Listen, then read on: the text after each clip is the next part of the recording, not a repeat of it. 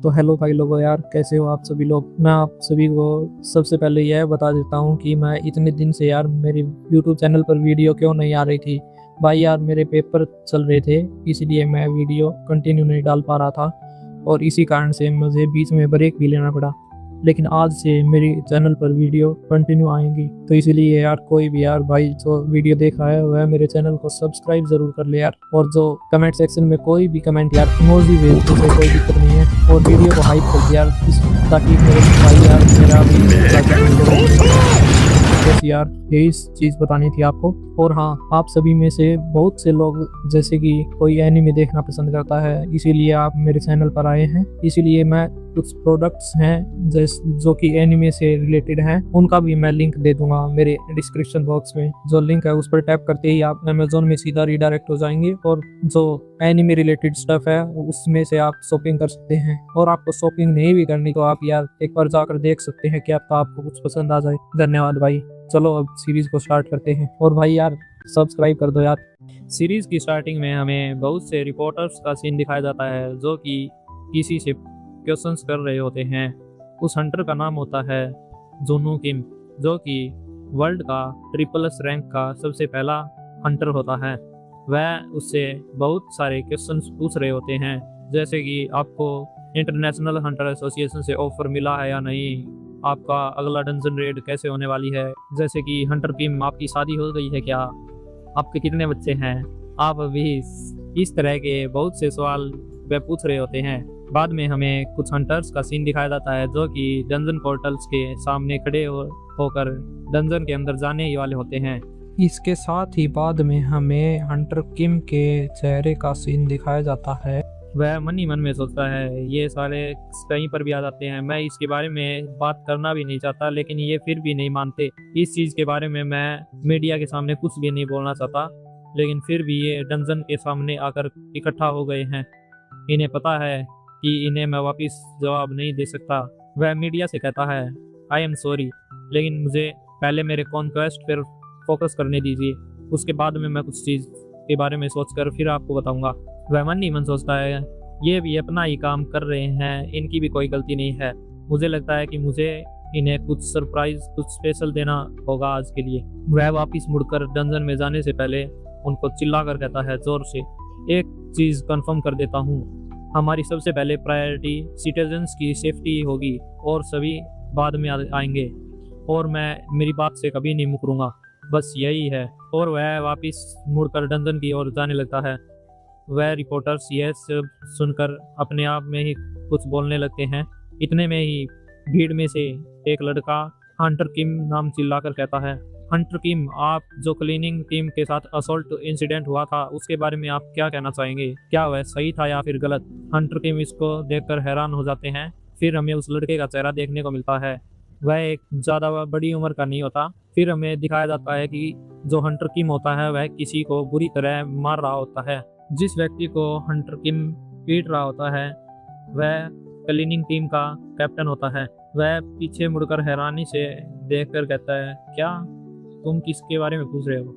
वह लड़का बड़ी कुटिल मुस्कान लेकर MC से कहता है, हाँ मुझे तो लगता है कि तुम ऐसा प्रिटेंड करना चाहते हो कि वह कभी हुआ ही नहीं था, लेकिन मैंने बहुत कुछ सुन रखा है इसके बारे में, और जिस आदमी को तुमने पीटा था उसे तो मैं अच्छी तरह से जानता भी हूँ।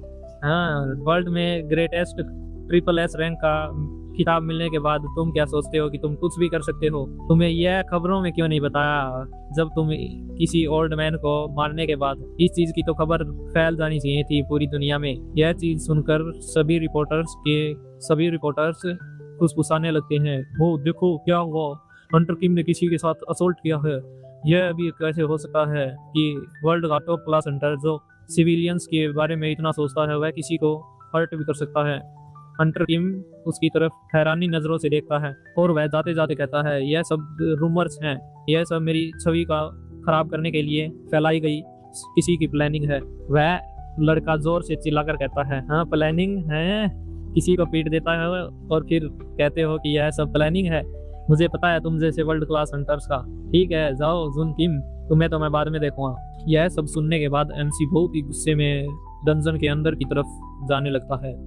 और वह जाते जाते सोचता है यह सब चीज़ तो कॉन्फिडेंशियल थी ना, लेकिन यह इसे कैसे पता चल रहा है। नेक्स्ट सीन हमें कोरियन एसोसिएशन का सीन दिखाया जाता है, जिसको कि हम अब से एसोसिएशन कहेंगे, जो कि एस्टेब्लिश की गई थी आम नागरिकों को बचाने के लिए, क्योंकि बहुत पहले डंजन ब्रेक होने शुरू हो गए थे और उनके अंदर से डेडली मॉन्स्टर बाहर की तरफ आने लगे थे। हमें सीन में बहुत ही खतरनाक जानवर को भी दिखाया जाता है। एसोसिएशन सभी उन व्यक्तियों को इकट्ठा कर लेती है जिनके पास सुपरनेचुरल एबिलिटी होती है और उन्हें 4 टीम में अलग अलग डिस्ट्रीब्यूट कर देती है, जिसमें से कि पहली होती है ऑपरेशन टीम, जिसके नीचे की जो भी कॉन्क्वेस्ट होते हैं जिसे हम आज से डंजन कहेंगे, वो असाइन किए जाते हैं। वे सभी के सभी उस टीम में हंटर्स होते हैं। हंटर्स डंजन के अंदर जाते हैं और जो भी मॉन्स्टर दिखते हैं उन्हें मार देते हैं। और ऑपरेशनल टीम में से भी सब में जो टॉप पर है वो है टीम 1, जो कि हमारे एमसी की होती है, और जो जूनू टीम होता है वही हमारा एमसी है, इसीलिए मैं अब से एमसी कहूँगा। टीम 1 की हमें उपलब्धियाँ दिखाई जाती हैं, जैसे कि हर एक डंजन में वह बहुत ही आसानी से कॉन्कर कर लेते हैं। इस टीम का सभी जो मेंबर्स होते हैं वह बहुत ही बढ़िया हंटर्स होते हैं, जो कि वर्ल्ड में टॉप पर हैं।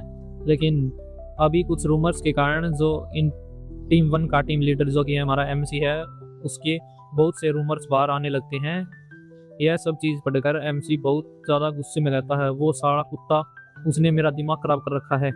एमसी से उसके साथ वाली जो लड़की बैठी हुई होती है वह कहती है तुम इतना गुस्से में क्यों बैठे हो, आज का कॉन्क्वेस्ट तो अच्छी तरह से, मतलब आज का डंजन जो था उसकी तो रेड अच्छी तरह से फिनिश हो गई थी। एमसी गुस्से में कहता मैंने तेरे को कही थी ना कि यह इंसिडेंट लीक नहीं होना चाहिए, तो फिर ये बाहर कैसे आ गया। वह लड़की कहती है मैंने तो अच्छी तरह से देख लिया था कि इसका कोई भी एविडेंस नहीं रहना चाहिए, लेकिन मुझे क्या पता यह कैसे लीक हो गया। एमसी कहता है अगर सभी चीज़ें ऐसी अच्छी तरह से हो गई थी तो फिर यह रूमर्स कैसे फैलने लगी। वह लड़की बताती है जिस लड़के ने तुमसे क्वेश्चन किया था वह उसी हंटर का बेटा है जिसे तुम असॉल्ट कर रहे थे, जो कि क्लीनिंग टीम का कैप्टन है। एमसी यह सब सुनकर अपने सर पकड़ लेता है। वह कहता है डैम इट, यह क्या हो गया यार। वह लड़की एमसी को बताती है यह यहीं पर नहीं रुका, लेकिन अब तुम्हारे जो पिछले जो कारनामे हैं वह भी बाहर आने लग रहे हैं। वह एमसी को छुट्टी लेने के लिए सजेस्ट करती है और वह कहती है तुम कहीं बाहर जाकर वैकेशंस पर थोड़ा आराम करो, बाकी मैं खुद संभाल लूँगी। एमसी गुस्से में रहता है मैं उसे मार डालूंगा इस कुत्ते को, तुम बस सिर्फ जल्दी से जल्दी कैसे ना कैसे करके उसको मेरे सामने लेकर आओ, मैं उसकी खाल उधेड़ दूंगा। फिर बाद में कुछ एसोसिएशन से रिलेटेड उनकी कुछ बातचीत होती है, जैसे कि जो उनका जो एमसी का जो लीडर होता है वह क्या एसोसिएशन में ज्वाइन होने वाला है। एमसी कहता है नहीं, वह ऐसा नहीं कर सकता, क्योंकि वह आज जिस पोजीशन पर है वह सब मेरे कारण ही है। अगर वह ऐसे छोड़कर चला गया तो उसका कुछ नहीं होगा। इस सब से जो एमसी की इतनी बढ़िया छवि बनी थी वह भी रुइन होने लगती है। वह लड़की एमसी से पूछती है अरे छोड़ो उस चीज़ को, लेकिन यह तो बताओ कि तुमने उस लड़के को क्यों पीटा था। एमसी कहता है मैंने उसे नहीं, उसने पहले मेरी कॉलर पकड़ी थी, मैंने उसको सिर्फ थोड़ा धक्का ही दिया था, इतने में वह पीछे जाकर दीवार में लग गया। इसमें मेरी क्या गलती है कि उसे खून आने लगे। हमें दूर से सिनेमैटिक शॉट दिखाया जाता है जिसमें कि जो एमसी की गाड़ी होती है वो आगे होती है और उसके पीछे बहुत से ट्रक फॉलो कर रहे होते हैं। फिर एमसी के सीन में दिखाया जाता है और एमसी कहता है जल्दी से उस बास्टर्ड को मेरे सामने लेकर आओ, मैं खुद ही उसे के साथ सेटलमेंट कर लूँगा। इतने में अचानक एमसी के कार के सामने एक ट्रक बहुत ही तेज की स्पीड से आता हुआ दिखाया जाता है।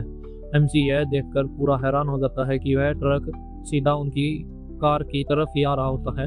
एमसी चिल्लाकर कहता है ए आगे देखो, ये क्या कर रही हो तुम, आगे देखकर गाड़ी चलाओ। जब ट्रक उनकी गाड़ी से टकराने वाला होता है, इतने में एमसी अपनी टाइम कंट्रोल की एबिलिटी को एक्टिवेट करता है। इसके कारण जो एमसी की गाड़ी और उस ट्रक की टक्कर होने से बाल बाल बच जाती है। एमसी सोचता है ओ बाल बाल बच गया, नहीं तो आज मेरा यहीं पर काम तमाम हो जाता। लेकिन यह सब से देखकर उसके साथ जो लड़की होती है जो कि गाड़ी चला रही होती है वह बहुत ज़्यादा सदमा लग जाता है उसे। वह अपनी गाड़ी रोक लेती है।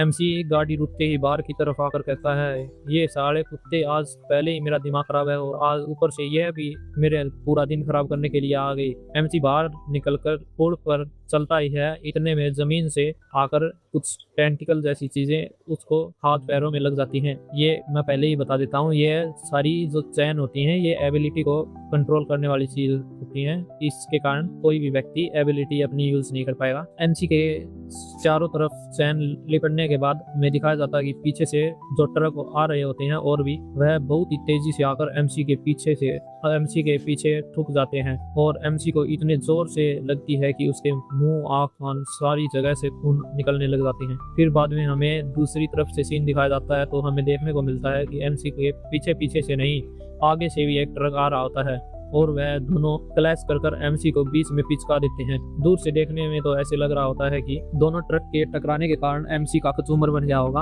और वहां पर आग भी लग जाती है, लेकिन नहीं, हमें दिखाया जाता है कि एमसी उस आग के बीच में खड़ा होता है। वह कहता है, क्या ही घटिया दिन है मेरा आज के, तुम लोगों को क्या लगा था कि इतने में मैं मर जाऊंगा? नहीं। फिर हमें दिखाया जाता है पूरी मिलिट्री का सीन। उस सीन में सभी के सभी फायर आर्म लेकर खड़े होते हैं और शील्ड भी लिए होते हैं। उनका जो कमांडर होता है वह उन्हें ऑर्डर देता है, ओपन फायर करो इस पर। वह सभी के सभी एमसी के ऊपर ओपन फायर करने लग जाते हैं।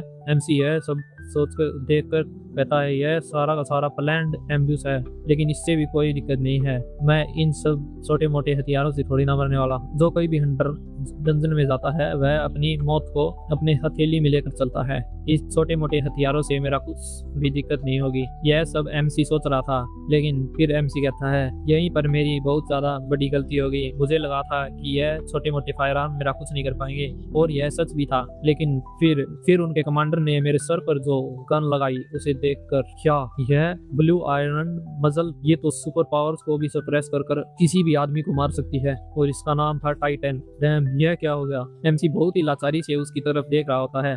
इतने में वह कमांडर उनका गोली चला देता है और एमसी के सर के आर पार गोली कर देता है। फिर हमें सिस्टम का सीन दिखाया जाता है। सिस्टम कहता है, critical damage on lungs, heart, liver, मतलब जो मेजर ऑर्गन होते हैं उन सभी पर क्रिटिकल डैमेज पड़ा है। कार्डियक अरेस्ट मतलब हार्ट अटैक आ गया है। रिवाइवल के चांस को कैलकुलेट किया जा रहा है।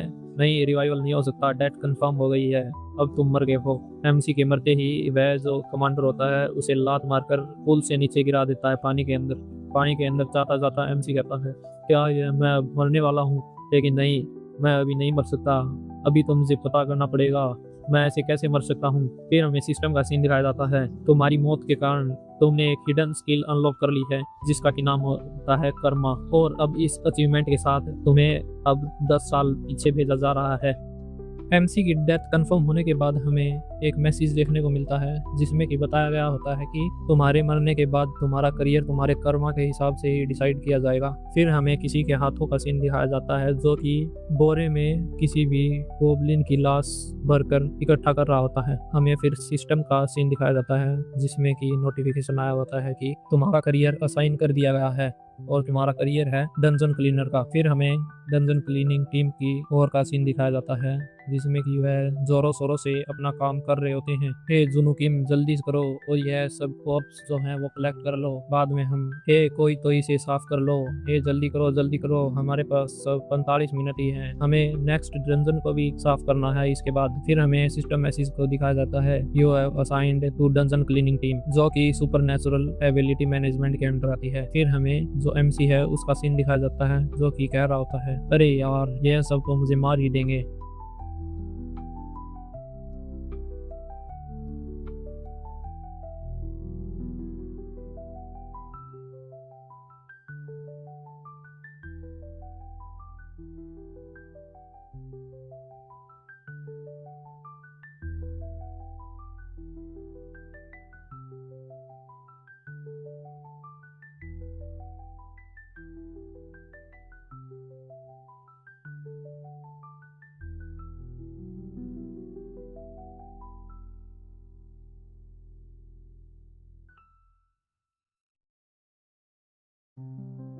एपिसोड 2 की स्टार्टिंग में हमें एमसी को दिखाया जाता है। वह अचानक अपने बेड से खड़ा होता है और वह कहता है, ये कैसा भयानक सपना था, मुझे तो लगा मैं मर ही गया हूँ। मेरा पूरा शरीर भी दर्द कर रहा है। ऐसा मैं कितनी देर तक सोच गया हूँ आज। ये क्या है? ये मैं किसके घर पर हूँ? ये ऐसा सुअर जैसा घर किसका बना हुआ है? ऐसे घर में तो कोई कुत्ता भी नहीं रहता। हमें फिर उसके घर की हालत दिखाई जाती है। एमसी सोचता है, क्या यह हाउस मिस ली का है? नहीं नहीं नहीं, वह तो मुझे मरने के बाद भी अपने घर पर नहीं ले जाएगी। एमसी बेड से खड़ा होकर सोचता है, फिर मैं कहाँ पर हूँ? अचानक से एमसी के सामने सिस्टम विंडो पॉपअप होती है। उसमें लिखा होता है, डेथ कंफर्म, तुम्हारी मौत हो चुकी है और तुम्हें मरने के बाद एक हिडन स्किल एक्वायर हो गई है जिसका कि नाम है कर्मा। एमसी कहता है, डेथ कंफर्म? कितने पागल बना रहा है, किसको पागल बना रहा है? मैं अभी जिंदा तो हूँ। क्या ही घटिया चीज है यह। फिर अचानक एमसी अपने आप को शीशे में देखकर हैरान हो जाता है। यह चेहरा तो मेरा 10 साल पहले का है। क्या मैं सच में 10 साल पीछे आ गया हूँ? वह सिस्टम से कहता है, सिस्टम ओपन द विंडो। हमें सिस्टम नोटिफिकेशन दिखाया जाता है जिसमें कि उसके हिडन स्किल के बारे में सब कुछ लिखा होता है, जैसे कि यह स्किल डेथ के बाद एक्वायर की जा सकती है और इसे खुद से छोड़ा भी नहीं जा सकता, और यह यूजर को 10 साल पहले अपने पास्ट में भेज देगी और उसका जो प्रोफेशन है वह उसके कर्मा के हिसाब से डिसाइड होगा। एमसी यह सब सोचकर कहता है, क्या ही सुतियापा है ये सब, क्या मैं सच में मर गया हूँ एक बार? फिर हमें सिस्टम विंडो फिर से पॉपअप होते हुए दिखाई दे जाती है जिसमें कि लिखा गया है, तुम्हारा करियर असाइन किया जा रहा है और तुम्हारा करियर है डंजन क्लीनर। एमसी कहता, क्या ही घटिया चीज है यह। मैं एक समय का इतना महान हंटर एक डंजन क्लीनर का काम करेगा। फिर हमें फिर से सिस्टम विंडो पॉपअप होते हुए दिखाई जाती है जिसमें कि लिखा हुआ होता है, मैं इसको पूरा तो नहीं पढ़ूंगा लेकिन मैं आपको शॉर्ट में बता देता हूँ कि इसमें बताया गया है कि तुम्हारी हिडन स्किल कर्मा है, उसको डीएक्टिवेट करने के लिए तुम्हें 5 साल के अंदर जो हंटर एसोसिएशन है ना वर्ल्ड की, उसके अंदर ज्वाइन होना पड़ेगा, और वो भी सबसे बड़ी पोस्ट पर। अगर तुम 5 साल के अंदर यह एक्वायर नहीं करते हो तो तुम यहीं पर स्टक हो जाओगे, और टाइम रिमेनिंग है 4 साल 11 महीने 29 दिन 20 आवर 32 मिनट और 48 सेकंड। एमसी यह सब देखकर अपने घुटनों के बल बैठ जाता है और कहता है, क्या ही सुतियापा है ये, इससे अच्छा तो मैं मर ही जाता, वह बढ़िया होता। इंटरनेशनल एसोसिएशन, उसमें तो मैं पिछले जन्म में जब मैं ट्रिपल एस रैंक का हंटर था तब भी ज्वाइन नहीं हो सकता था, और यह तो ऐसे कह रहे हैं कि मुझे इनका हेड बनना होगा। यह तो कभी भी पॉसिबल नहीं हो सकता, और 5 साल टाइम लिमिट, इसके हिसाब से तो कुछ भी नहीं हो पाएगा। जो यूएस प्रेसिडेंट पोस्ट है वो भी हंटर एसोसिएशन की पोस्ट से नीचे आती है, तो इसका मतलब मुझे पूरे देश से भी बढ़कर बनना होगा। ये तो बिल्कुल इम्पॉसिबल टास्क है। फिर एमसी इरिटेट होकर अपनी सिस्टम विंडो को ओपन होने के लिए कहता है। हमें दिखाया जाता है उसकी जितनी भी जो स्किल होती हैं जो उसने पिछली लाइफ में एक्वायर की हैं वे सभी की सभी लॉक होती हैं, और इन्हें लॉक से अनलॉक करने के लिए उसे डंजन को लगातार क्लीन करना होगा। फिर हमें सिस्टम पॉपअप दिखाया जाता है जिसमें कि लिखा होता है, कॉन्ग्रेचुलेसन, तुम्हें एक न्यू स्किल मिल गई है। एमसी यह देखकर बहुत ज़्यादा खुश हो जाता है। एमसी कहता है, वाह, इसके साथ तो मैं पूरी दुनिया अपनी मुट्ठी में कर लूँगा। लेकिन इसके सपने वहीं पर चकनाचूर हो जाते हैं क्योंकि उसकी न्यू स्किल पैसिव स्किल होती है जो कि जिसका कि नाम होता है ओसीडी, जिसका की इफेक्ट है उसे सब कुछ क्लीन करके रखना होगा। एमसी यह सब देखकर बहुत ज़्यादा इरिटेट हो जाता है। वह सब कुछ जो थोड़े देर पहले तक जो घर सुअर के बाड़े जैसा लग रहा था वह एमसी इतना साफ सुथरा कर देता है इस स्किल के साथ। फिर हमें एमसी को अपने बेड पर लेटे हुए दिखाया जाता है। वह सोचता है, अच्छा तुम रुको, पहले मुझे सारी चीज एनालाइज करने दो। मैं कैसा न कैसे करके 10 साल बैक आ गया हूँ लाइफ में, और मेरी जो सारी की सारी स्किल हैं वह लॉक हो चुकी हैं, और मुझे किसी ने एम्बुश करके भी मारा था। मुझे पहले उसका भी पता लगाना होगा कि किसने मेरे साथ ऐसी चीज की है। कितना इरिटेशन भरा काम है ये सब। क्या मेरे पीछे किसी ने गुंडे लगाए थे मुझे मारने के लिए? क्या यह हमारी अपोजिट गिल्ड का काम हो सकता है? नहीं, वो सब तो ऐसा काम नहीं कर सकते। या फिर जो एसोसिएशन है उसने मेरे को रास्ते से हटाने के लिए यह सब किया था। इतने में एमसी का जो फोन होता है वो रिंग करना स्टार्ट कर देता है। एमसी फोन उठाकर कहता है, हेलो कौन? वह सामने वाला व्यक्ति एमसी से कहता है, ओ अच्छा ठीक है, तुम उठ गए हो तो मैं तुम्हारा बॉस पार्क बोल रहा हूँ। मैं सोच रहा था कि मैं तुमसे पूछ लूँ कि तुम आज काम पर आओगे या नहीं। एमसी सोचता है, पार्क? क्या मेरी पिछली लाइफ में कोई पार्क नाम का भी बॉस था? वह पार्क नाम का आदमी एमसी से कहता है, अरे अब बहुत देर हो चुकी है, मैंने सोचा कि मैं तुमसे फ़ोन कर कर पूछ लेता हूँ कि तुम आओगे या नहीं। क्या तुम्हारी तबीयत तो ठीक है ना? कहीं तुम्हें पिछले डंजन की वजह से कुछ दिक्कत तो नहीं हो गई है? अगर तुम्हें अच्छा नहीं लग रहा तो तुम मना भी कर सकते हो, कोई दिक्कत नहीं है। एमसी कहता है डंजन क्या? क्या मैं एक क्लीनर की जॉब करता हूँ? नहीं, पिछली लाइफ में तो मैं इस एज तक एक बहुत ज्यादा प्रसिद्ध हंटर बन गया था, लेकिन क्या यह कर्मा ने मेरे प्रोफेशन को भी चेंज कर दिया है मेरे डेथ के बाद? ये क्या सारी चीज बकवास है? वह बॉस हंसते हुए एमसी से कहता है अरे अब की बार इस डंजन में ज्यादा दिक्कत नहीं आएगी, वो लास्ट वाला तो ज्यादा ही थोड़ा मुश्किल था, मुझे भी पता है। हमें पार्क का सीन दिखाया जाता है और उसके पीछे दो आदमी भी खड़े होते हैं। उनमें से एक कहता है वो कम ऑन बॉस, वह मुझे पता है वो बहुत ज्यादा फट्टू है, वो नहीं आएगा आज। चलो ना बॉस, क्यों हम अपना टाइम खराब कर रहे हैं उस बेवकूफ के लिए? वह सब चीज सुनकर एमसी का पारा बहुत ज्यादा हाई हो जाता है। एमसी अपने दांत बीचते हुए कहता है क्या यह मजाक चल रहा है? पहले तो मेरी आगे ही जिंदगी के एल लगे हुए हैं और अब ये डंजन क्लीनिंग वाली चीज भी, और ये बॉस मेरा जो पार्क नाम का है वह तो कभी होना ही नहीं चाहिए था। उन सब लोगों की बात सुनकर पार्क कहता है अरे तुम चुप हो जाओ, उसके पास कुछ रीजन होंगे अपने, तभी वो नहीं आ रहा है। चलो कोई ना जुनू, तुम रेस्ट करो, अगर तुम नहीं आना चाहते तो भी कोई दिक्कत नहीं है। एमसीयू से कहता है चलो ठीक है, लेकिन जाते जाते पार्क कहता है अगर तुम्हें कोई भी जरूरत हो तो तुम मेरे नंबर पर मुझे कॉल कर सकते हो, और तुम मेरा नंबर को भी ऐड कर लो पापा नाम से। अरे नहीं नहीं यार, गोंते पार्क नाम से। एमसी जोर से चिल्लाता है क्या? क्या? तुमने क्या नाम बताया, फिर से बताना एक बार। वह जो बॉस होता है वो कहता है अरे पापा पापा। एमसी कहता है क्या गोमती पार्क? वह एमसी से कहता है चलो ठीक है तुम रेस्ट करो, और अगर तुम अब नहीं आ सकते तो कोई दिक्कत नहीं है, नेक्स्ट वीक। इतने नेक्स्ट वीक का नाम लेने से पहले ही एमसी कहता है अरे रुको मैं आ रहा हूँ, अभी के अभी आ रहा हूँ। रुको हैं क्या हुआ? एमसी कहता है अरे मैंने कहा मैं आ रहा हूँ। नेक्स्ट सीन में हमें बस का सीन दिखाया जाता है। एमसी बस में बैठा बैठा सोचता है यार मुझे तो अब शर्म आने लगी है, पिछली लाइफ में मेरे घर के सामने लग्जरी लग्जरी कार रहती थी, अगर मेरे को पहनने के लिए कोई भी कपड़ा चाहिए होता था तो मैं उसे सिर्फ एक फ़ोन कॉल पर वो मेरे सामने आ जाता है, और आज आज के टाइम पर देखो मेरे पास कैब बुक करने के भी पैसे नहीं हैं, इसीलिए मेरे को इस खटारा बस में जाना पड़ रहा है। एमसी बस में बैठा बैठा सोचता है मैं कभी भी इमेजिन ही नहीं कर सकता था कि यह मेरी पास्ट लाइफ है। इसका मतलब मेरे जो भी सारे रिलेशनशिप थे वह भी चेंज हो गए हैं। इसका मतलब मैंने कभी भी गोंते पार्क को असोल्ट नहीं किया था रियल में, मतलब डंजन में, और अगर फिर भी उस गोंते पार्क ने मुझे मरवाने की कोशिश की होगी तो फिर नहीं नहीं, उसके पास इतने हाई टेक हथियार के लिए पैसे नहीं आ सकते, और जो स्पेशल गन का यूज किया गया था मेरे को मारने के लिए टाइटन, वह तो बहुत ही लिमिटेड लोगों के पास ही होती है उसकी टेक्नोलॉजी, और उसे बनाने के लिए भी एसोसिएशन जिम्मेवार होती है, वह ऐसे ही किसी को वो इस्तेमाल करने के लिए नहीं देंगे। लेकिन फिर भी क्या पता उसने कोई प्रोफेशनल किलर्स को हायर किया हो मेरे को मरवाने के लिए। उसका जो लड़का है वह भी मुझे शक्ल से खतरनाक ही लग रहा था। कुछ भी हो, चलो अब तो मुझे वहां पर जाकर ही पता लगेगा कि क्या होगा या क्या नहीं। फिर हमें उसके फ्लैशबैक का सीन दिखाया जाता है जिसमें कि गोंते पार्क एमसी को कहता है कृपया करके इसे वापस ले लीजिए सर। एमसी कहता है ओ तुम कौन? पार्क कहता है मैं गोंते पार्क, जो कि क्लीनिंग टीम है, मैं उसका लीडर हूँ। एमसी कहता है अच्छा, मैंने तो तुम्हारे बारे में कभी नहीं सुना था। गोंते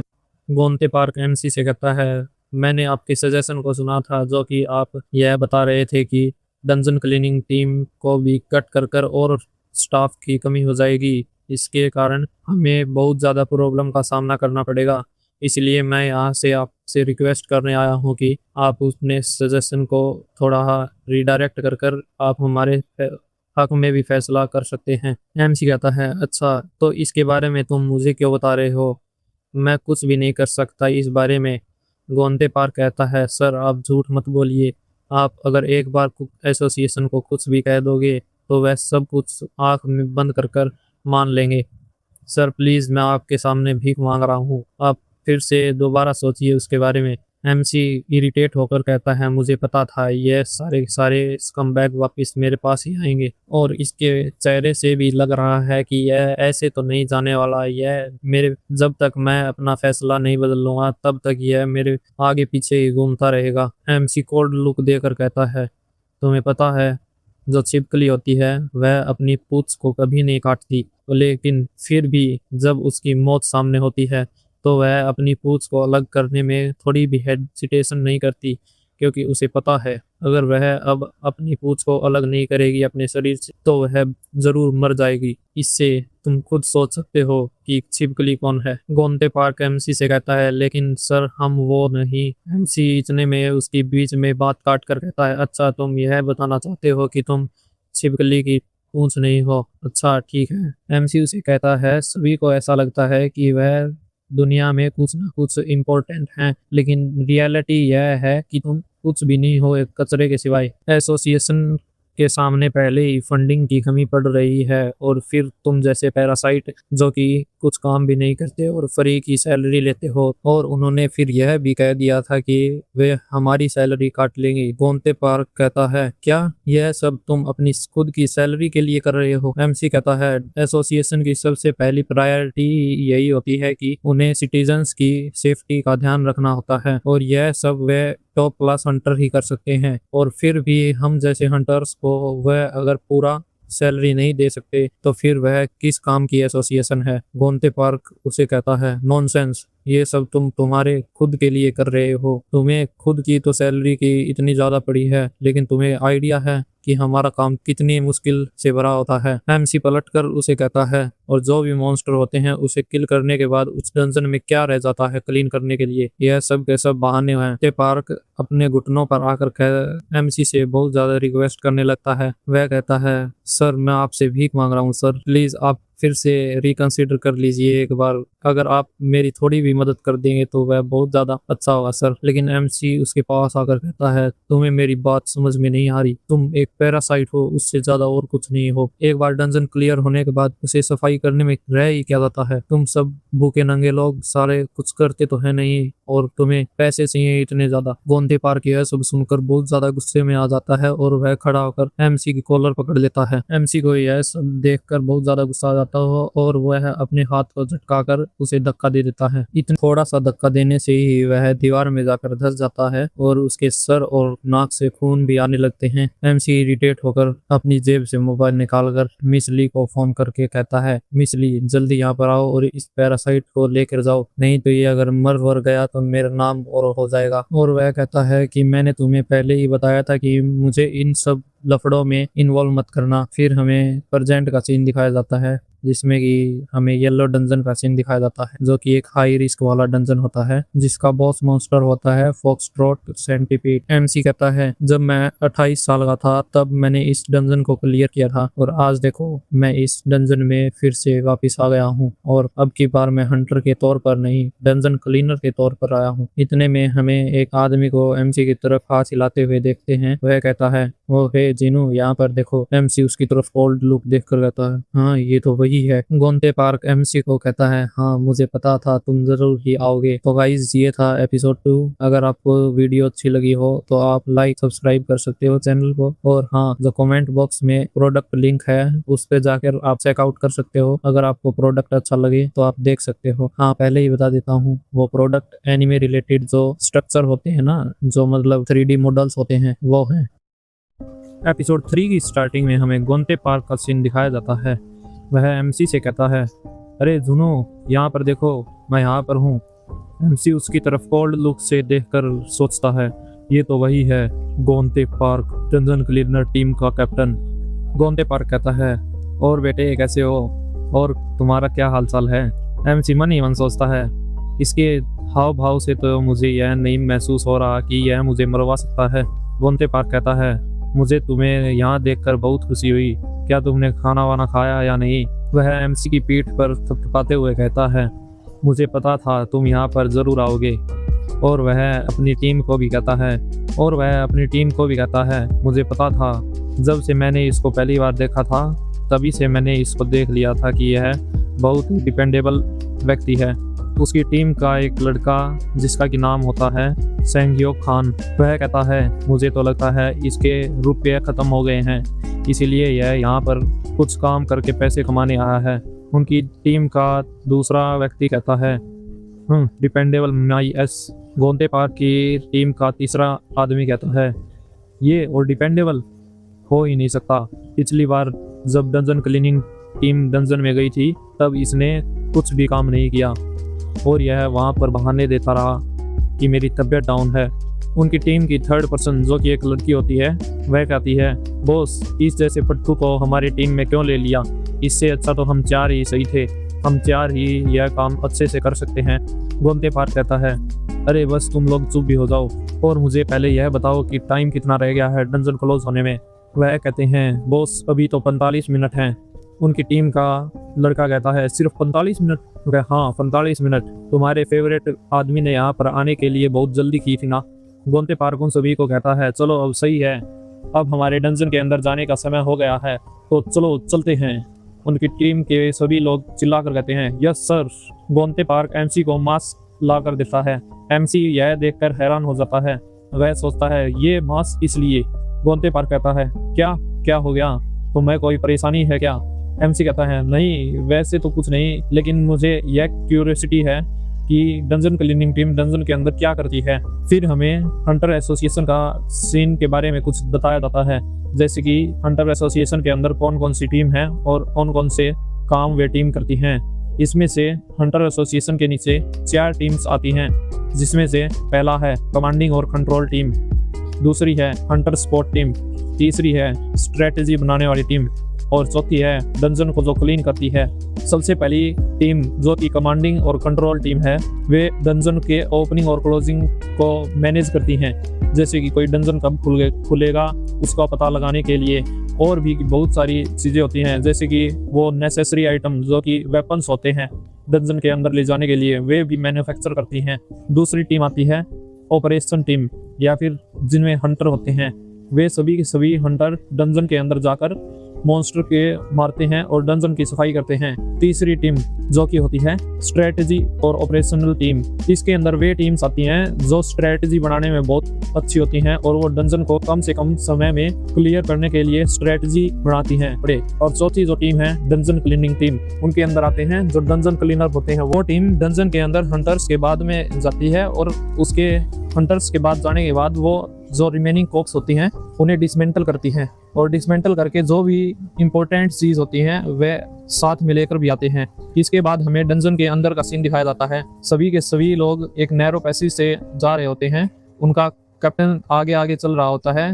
वह कहता है, सभी ध्यान से आना, और यहाँ पर बहुत ज़्यादा गैस भरी हुई है, इसलिए अपने मास्क को अच्छी तरह से लगाए रखना, नहीं तो तुम बीमार भी पड़ सकते हो और तुम्हारी मृत्यु भी हो सकती है। MC 1 ही 1 सोचता है, ये ऐसे क्यों प्रिटेंड करने हैं कि इनसे ज़्यादा बिजी कोई और है ही नहीं, ये देखो कैसे चल रहे हैं।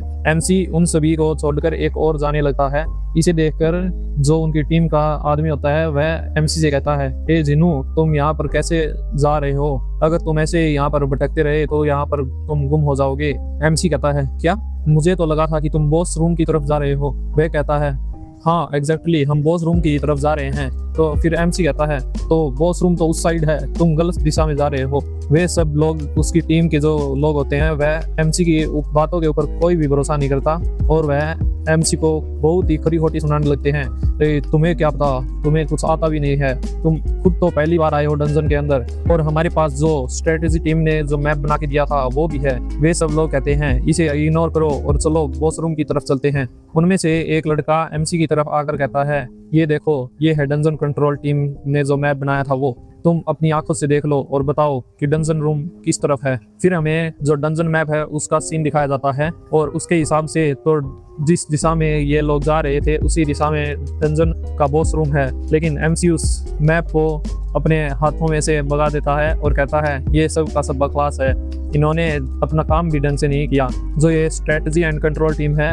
इनसे तो अपना खुद का काम भी अच्छी तरह से नहीं होता, ये क्या ही संभालेंगे और लोगों को। उनमें से वो लड़का कहता है, अरे बॉस, मुझे तो लगता है ये कुछ फूक वूक के आया है, इसी तरह की बातें कर रहा है ये। बॉस कहता है, जुनू, तुम इतने विश्वास से कैसे कह सकते हो कि तुम्हारा वो बॉस रूम इस साइड है, जबकि स्ट्रेटजी टीम ने तो हमें मैप में दूसरा पॉइंट लगा कर दिया है। जिन्नू कहता है, क्योंकि इससे पहले इतने में ही वह बात को वहीं पर काट रोक देता है और वह कहता है, अरे चलो कोई दिक्कत नहीं है, और वह वापस उनकी तरफ जाकर कहने लगता है, चलो भूल जाओ जो कुछ भी मैंने कहा है और तुम बताओ कहाँ पर जाना है। वे सभी के सभी बॉस रूम की ओर जाने लगते हैं, जो कि उस मैप के अनुसार दूसरी डायरेक्शन में होता है। और पीछे हम बॉस और MC को देखते हैं कि वो दोनों बातें करते हुए आ रहे होते हैं। बॉस एमसी से कहता है, अरे तुम थोड़ा कम फूका करो यार। एमसी कहता है, यार मैं थोड़ा कम ही फूका हूँ। इतने में बॉस कहता है, क्या तुमने डंजन क्लोजिंग के टाइम के बारे में कुछ सुना है? एमसी कहता है, हाँ मुझे थोड़ा बहुत तो पता है कि डंजन को एक बार क्लियर करने के बाद थोड़े समय बाद डंजन अपने आप गायब हो जाता है। एमसी गोंते पार्क से क्वेश्चन पूछता है। वह कहता है, मुझे यह अभी भी समझ में नहीं आया है कि एक बार डंजन को क्लियर करने के बाद उसे उसकी साफ सफाई क्यों जरूरी है। गोंते पार्क उसकी तरफ हंसने लगता है और वह कहता है, अरे बेवकूफ, अगर हम एक बार डंजन को क्लियर कर देंगे और उसकी कॉर्प्स को वहीं पर सड़ने के लिए छोड़ देंगे तो वह कॉर्प्स डिग्रेड होकर उनके अंदर से जो पॉइजनस गैसेस हैं वह इन्हीं केव के अंदर रह जाएंगी और जो अगली बार फिर से यहाँ पर जो मॉन्स्टर्स स्पॉन होंगे उन्हें हमें ही मारने में दिक्कत होगी, क्योंकि उस गैस के कारण हम जो हंटर्स होते हैं वे अच्छी तरह से सांस नहीं ले पाएंगे और इसके कारण उनमें से बहुत ज्यादा तकलीफ का सामना करना पड़ेगा उनको मारते हुए। मतलब अच्छी तरह से अगर उनके पास इंस्ट्रूमेंट नहीं होते तो कभी कभी यहाँ पर डंजन के अंदर उनकी जान भी चली जाती है। एमसी कहता है, अच्छा यह बात है क्या? गोंते पार्क एमसी से कहता है, हमारी जॉब सिर्फ इतनी ही है कि हम जो हंटर्स होते हैं उनके लिए जो साफ सफाई करके उनके लिए अच्छी तरह से डिश तैयार करते हैं और वो डिश बाद में जाकर हंटर्स अपने आप काट देते हैं। तो इससे तुम यह सोच सकते हो कि हंटर्स हमारे ही हाथों के कारण वह हंटर्स सुरक्षित हैं। एमसी कहता है, क्या ही घटिया बात कर रहा है ये मेरे को बता रहा है कि हम इसकी कारण से जिंदा हैं, नहीं तो हम जिंदा ही नहीं रहते। वह कहता है, चलो छोड़ो इस बात को, मोटिव से हम यहाँ पर आए हैं और उसे हम पूरा करके ही यहाँ से जाएंगे। वे सभी के सभी थोड़ी दूर जाने के बाद एक डोर के आगे पहुंच जाते हैं और उनमें से एक लड़का कहता है, मैप के हिसाब से तो बॉस रूम यही होना चाहिए। वह उस रूम को खोलता है। इतने में ही वह लड़का कुछ देखकर हैरान हो जाता है। वह देखता है कि रूम के अंदर कुछ भी नहीं होता, बॉस मॉन्स्टर का तो नामो निशान भी नहीं होता। वह रूम पूरा का पूरा खाली होता है और जगह जगह पर पत्थर बिखरे हुए होते हैं। एमसी कहता है, अरे मैंने तो तुमको पहले ही बता दिया था। उनमें से वो एक लड़का बोलता है, ओ तो तुम सही ही कह रहे थे, लेकिन तुम्हें यह सब कैसे पता चला? वह बॉस से कहते हैं, बॉस तो अब हम क्या करें, अब तो हमारे पास टाइम भी बहुत कम बचा है और अगर हम यहीं पर रहे तो डंजन क्लोज भी हो जाएगा। गोंते पार्क कहता है, चलो तो मुझे पहले यह बताओ कि हमारे पास कितना टाइम बचा हुआ है। वह बताते हैं कि उनके पास 22 मिनट हैं डंजन क्लोज होने के लिए। गोंते पार्क कहता है, मेरी तरफ से तो मुझे ऐसा लगता है कि इतना टाइम बहुत इनफ है हमारे डंजन को क्लीन करने के लिए। लेकिन इतने में ही एमसी बीच में बोलता है, अरे क्या पागलपंती भरी बात कर रहे हो तुम, ये इतने समय में हम तो वहां पर पहुंच भी नहीं पाएंगे और एक बार अगर डंजन क्लोज हो गया तो क्या पता ये कब खुलेगा। अगर हम नॉर्मल कंडीशन में देखें तो यह एक हफ्ते में दोबारा खुल जाएगा, लेकिन कई केस ऐसे भी होते हैं जिसमें एक बार डंजन क्लोज होने के बाद वह सालों साल तक वापस नहीं खुलता। लेकिन एमसी की बातों की तरफ कोई ध्यान नहीं देता और वो तीनों की तीनों एक साथ कहते हैं, हमें तो कोई दिक्कत नहीं है, हम तो डंजन क्लीन कर लेंगे इतने टाइम में। गोंते पार्क कहता है, इतना टाइम तो बहुत है, इतने में तो हम 5 डंजन और क्लीन कर देंगे। एमसी उन्हें बहुत समझाता है, लेकिन वे सभी के सभी एमसी को यह कह के टाल देते हैं कि अगर तुम्हें जाना है तो चले जा सकते हो, लेकिन हम हमारे जो काम है उनको अच्छी तरह से डंजन को क्लीन करके ही वापस आएंगे। एमसी कहता है, क्या सिर्फ एक क्लीनिंग के लिए तुम अपनी जान दांव पर लगा दोगे? गोंते पार्क कहता है, अरे कुछ नया चीज बताओ, ये तो हमारा हर रोज का ही है, कम ऑन गाइस चलो चलते हैं। गोंते पार्क और उसकी टीम जाते जाते कहती है, तुम अब फ्री हो, तुम यहाँ से कहीं पर भी जा सकते हो, हम तुम्हें नहीं रोकेंगे। अगर तुम हमारे साथ जाना चाहो तो भी आ सकते हो, और नहीं जाते जाते वह लड़की एमसी को बहुत ज्यादा कोल्ड लुक देते हुए जाती है। एमसी कहता है, मुझ जैसे एक हंटर को जिसने कि सबसे पहले वर्ल्ड में SSS रैंक हासिल किया है, ये लोग इतना नीचे दिखा कर जा रहे हैं। अगर मैं पहले वाला होता तो मैं अब तक इनको एक तरफ ठिकाने लगा कर चुका होता। खुद के ऊपर हंसने लगता है और सोचता है, मैं इतना बुज़दिल कब से होने लगा। वह उनकी तरफ घूमकर उनको आवाज लगाकर कहता है, अरे इस रूम के अंदर से भी एक स्मॉल पैसेज है जिससे कि हम बॉस रूम पर जल्दी से जल्दी पहुंच सकते हैं। अगर हम सिर्फ पैदल चलते चलते जाएंगे तो हम 5-7 मिनट में पहुंच जाएंगे, और अगर हम दौड़ते दौड़ते यहाँ से चले तो हम सिर्फ 3 से 4 मिनट में उस बॉस रूम पर पहुंच जाएंगे। वह लड़का कहता है, ये सब झूठ है, जब एसोसिएशन को इस जगह के बारे में इतना नहीं पता तो तुम्हें यहाँ पर तो पहली बार आए हो, तुम्हें इतना कैसे पता हो सकता है। एमसी कहता है, यह तुम्हारी इच्छा है, अगर तुम मेरे साथ आना चाहते हो तो ठीक, अगर नहीं आना चाहते तो मैं तो जा रहा हूँ। गोंते पार्क कहता है, अरे सुनो रुको तो। फिर वे सभी के सभी एमसी के पीछे दौड़ने लगते हैं और एक दरवाजे के सामने जाकर खड़े हो जाते हैं। एमसी उस दरवाजे को खोलता है और सभी के सभी उस दरवाजे के अंदर देखकर बहुत ज्यादा हैरान हो जाते हैं।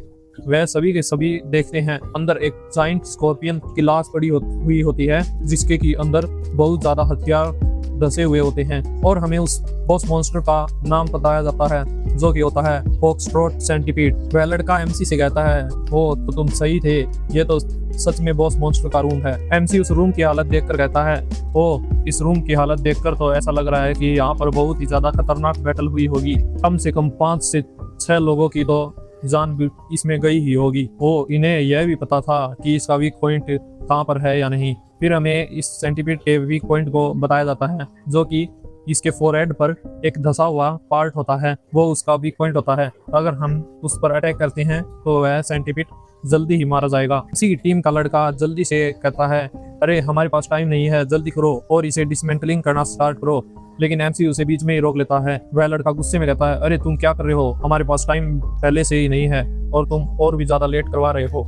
इतने में हम देखते हैं बॉस मॉन्स्टर मरा हुआ नहीं होता, वह अपनी आंखें खोलता है और जोर से दहाड़ लगाता है। फिर हमें बॉस मॉन्स्टर का बड़ा ही भयानक रूप दिखाया जाता है, जिनके के सामने वे सभी के सभी लोग सिटी के समान लग रहे होते हैं। वह डरते हुए कहते हैं, क्या यह जिंदा है अभी भी? मुझे तो बिलीव ही नहीं हो रहा, जो कि हमें बताया गया था वो गलत थी इन्फॉर्मेशन। यह सीन देखकर एमसी भी हैरान हो जाता है और सोचता है, मुझे तो लगता है हम थोड़ी ज्यादा प्रॉब्लम में फंस गए हैं। तो भाई यार, ये था एपिसोड 3। आशा करता हूँ कि आपको यह एपिसोड अच्छा लगा होगा। अगर अच्छा लगा तो आप एक लाइक जरूर कर देना जाने से पहले। धन्यवाद। और कमेंट बॉक्स में प्रोडक्ट लिंक है, आप उसे भी चेकआउट कर सकते हो। अगर अच्छा लगे तो खरीद भी सकते हो। धन्यवाद। एपिसोड 4 की स्टार्टिंग में हमें दिखाया जाता है, जो वह बॉस मॉन्स्टर होता है अभी वह पूरी तरह से मरा नहीं होता और वह खड़ा होकर बहुत जोर से चीख मारता है। यह सब देखकर एमसी और उसकी टीम बहुत ज्यादा डर जाती है। एमसी सोचता है, बिना मेरी पिछली जिंदगी की स्किल्स के इसे हराने का मेरा पास कोई चांस नहीं है। अगले ही सीन में हम देखते हैं कि वह बॉस मॉन्स्टर अपनी आखिरी सांसें ले रहा होता है और वह धड़ाम से आकर जमीन पर गिर जाता है। एमसी और उसकी टीम यह देखकर थोड़ा शांत होती है। उनमें से वह लड़का कहता है, इसने तो मेरे को डरा ही दिया था। हमें बॉस मॉन्स्टर का सीन दिखाया जाता है, जो कि मरने के बाद भी बहुत ज्यादा भयानक लग रहा होता है। वह लड़का कहता है, मेरा यह पहली बार है कि मैं किसी बॉस मॉन्स्टर को इस तरह देख रहा था और यह देखकर मेरे पैर वहीं पर जम गए। मैं तो इसके सामने बिल्कुल चींटी से भी छोटा लग रहा था। वह एमसी से कहता है, अब जल्दी से पीछे हट जाओ और मुझे इसे डिसमेंटल करने दो, नहीं तो डंजन क्लोज हो जाएगा। एमसी खुद को यूं इग्नोर होते हुए देखकर बहुत ज्यादा गुस्सा होने लगता है और एमसी कहता है, यह नाइफ मेरे को दो, मैं दिखाता हूँ असली डिसमेंटलिंग किसे कहते हैं। वह बॉस मॉन्स्टर की तरफ जाने लगता है। उसकी पूरी टीम यह सब देखकर हैरान हो जाती है और वह एमसी से कहते हैं, अरे ये तुम क्या कर रहे हो? एमसी कहता है, तुम्ही ने तो मेरे को कहा था कि हम यहाँ पर डिसमेंटलिंग करने आए हैं, तो इसीलिए मैं तुम्हें यह दिखा रहा हूँ कि अच्छी तरह से डिसमेंटल कैसे करते हैं। हाथ में पकड़कर इसके तीसरे, छठे और 12वें जॉइंट हैं, उनके अंदर दसाना होगा। अगर तुम कहीं और पर वह नाइफ चलाने की कोशिश करोगे तो वह नहीं चलेगा, क्योंकि इसका जो एक्सोस्केलेटन होता है वो बहुत ज्यादा हार्ड होता है, जिस पर कि आम हथियार का कोई भी प्रभाव नहीं होता। वह सब लोग एमसी को इतनी अच्छी तरह से डिसमेंटलिंग करते हुए देखकर हैरान हो जाते हैं। एमसी वापस मुड़कर कहता है, अरे तुम वहाँ पर देखे ही रहोगे या फिर मेरी मदद भी करोगे? वह सभी कहते हैं, अरे हाँ, आए हाय। फिर हमें एमसी को उनको अच्छी तरह से गाइड करते हुए दिखाया जाता है। वह उन पर चिल्लाते हुए उन्हें सारी चीज अच्छी तरह से समझा रहा होता है। वे सभी सोच रहे होते हैं, अरे हमने अपने आप को कहां पर फंसा लिया। एमसी फिर उन्हें बताता है कि इस बॉस मॉन्स्टर के खून के ऊपर तुम खड़े मत होना। यह पॉइजनस तो नहीं होता, लेकिन यह बहुत ज्यादा चिपचिपा होता है, जिसके कारण कि तुम अगर एक बार उसके ऊपर खड़े हो जाओगे तो तुम वहां से कहीं और नहीं हिल पाओगे। एमसी को इतनी अच्छी तरह काम करते हुए देखकर वह लड़का कहता है, अरे बॉस, तुमने इसे कोई हिडन स्किल तो एक्वायर करने में मदद नहीं की है ना? बॉस कहता है, अरे इतनी अच्छी हिडन स्किल होती तो वह मैं खुद ही ना मेरे यूज में कर लेता। वह कहता है, ऐसा हो ही नहीं सकता कि कल तक जो इतना फिसड्डी आदमी था वह आज इतनी अच्छी तरह से काम कर रहा है। फिर हमें सिस्टम मैसेज दिखाया जाता है, जिसमें कि दिखाया होता है कि एमसी की जो पैसिव स्किल ओसीडी होती है वह एक्टिवेट हो गई है। अगले सीन में हमें दिखाया जाता है कि उन्होंने उस बॉस मॉन्स्टर को पूरी तरह से डिसमेंटल कर लिया होता है और वह एक जगह पर बैठकर कहते हैं, यह तो तो बहुत ही ज्यादा थकाने वाला काम था। एमसी यह सब कर बहुत ज्यादा अच्छा महसूस करता है और वह कुछ एहसास करके बहुत ज्यादा चौंक जाता है। एमसी कहता है, अरे मुझे इतनी सेटिस्फाइड वाली फीलिंग क्यों आ रही है। अच्छी तरह से डिसमेंटलिंग करने के बाद पार्क जुनू से कहता है, वाह जुनू, मैं तुमसे बहुत ज्यादा इम्प्रेस हुआ हूँ। क्या तुम्हारा सच में यह पहली बार है। वह लड़का भी उसे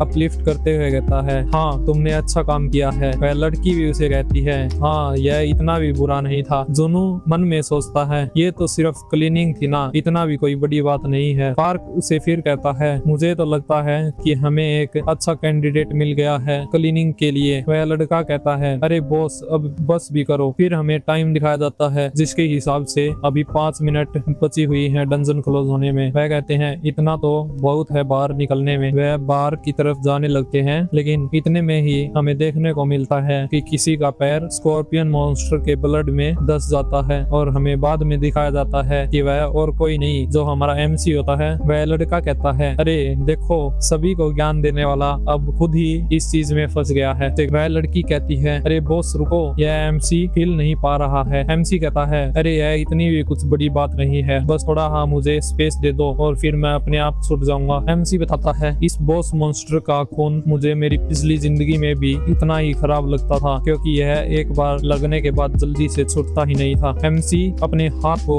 पैरों की तरफ करते हुए अपनी स्किल हेलफायर को एक्टिवेट करने की कोशिश करता है, लेकिन अगले ही सीन में हमें दिखाया जाता है कि वहाँ कुछ नहीं होता, क्योंकि उसकी स्किल हेलफायर अभी लॉक्ड होती है। यह सब देखकर सब चुपचाप हो जाते हैं। एमसी मन ही मन सोचता है, मुझे लगता है कि मैं तो अब पूरा फंसा हूँ। बॉस जोर से कहता है, अरे हांजिन, जल्दी से तुम जो रस्सी लेकर आए थे उसे निकाल कर इसके बाहर से लपेट दो और सभी के सभी अच्छी तरह से इस रस्सी को पकड़कर 3 की गिनती पर एक साथ खींचना। वे सभी के सभी एमसी को रस्सी से बांधकर खींचने लगते हैं, लेकिन हमें दिखाया जाता है कि एमसी थोड़ा भी टस से मस नहीं होता। वह कहते हैं कि अब हमारे पास डंजन क्लोज होने में कितना टाइम बचा है। फिर हमें बताया जाता है कि 1 मिनट 55 सेकंड में डंजन क्लोज हो जाएगा। इतना कम समय देखकर वह सब फिर से उसे खींचने की कोशिश करने लगते हैं। जब जिनू टस से मस नहीं होता तो बॉस कहता है, अरे जल्दी से जल्दी अपने इस सूट को निकाल दो। यह सब सुनने के बाद एमसी सोचता है,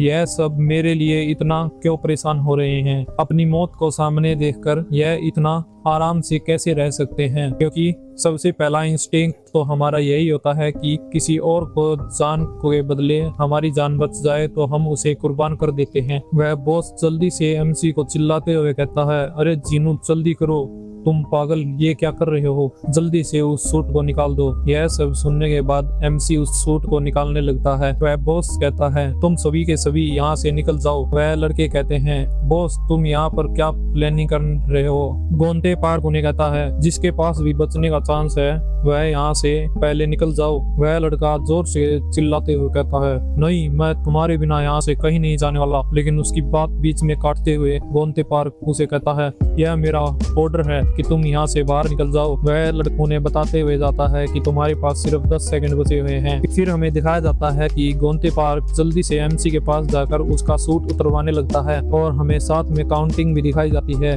गोंते पार्क एमसी को पकड़कर बाहर की तरफ दौड़ने लगता है और नेक्स्ट सीन में 6 second, 5 second, 4 second, 3 second, 2 second, 1 second और डंजन क्लोज हो जाता है। लेकिन हमें दिखाया जाता है कि एमसी और गोंते पार्क सही सलामत डंजन के बाहर आ जाते हैं। उन दोनों को डंजन से सही सलामत बाहर आते हुए देखकर उनकी टीम उनसे पूछने लगती है, अरे तुम लोग सही तो होना। एमसी जमीन पर पड़ा पड़ा सोचता है, मुझे तो लगता है कि मैं मेरे पहले डंजन क्लीनिंग में ही मेरी जान गंवाने वाला था। गोंते पार्क एमसी से पूछता है, अरे तुम ठीक तो होना। एमसी कहता है, हाँ खुशकिस्मती से वहाँ पर गैस लेवल बहुत हाई नहीं था इसलिए मैं बच सका। गोंते पार्क कहता है, अरे तुम्हारा फर्स्ट एक्सपीरियंस ही ऐसा निकलने वाला था, मुझे तो यह पता ही नहीं था। एमसी कहता है, रुको, फर्स्ट एक्सपीरियंस इसका मतलब क्या है। गोंते पार्क कहता है, अभी तो हमने शुरू ही किया है ना, और अभी तो हमारे पास और भी बहुत ज्यादा डंजन क्लीनिंग के लिए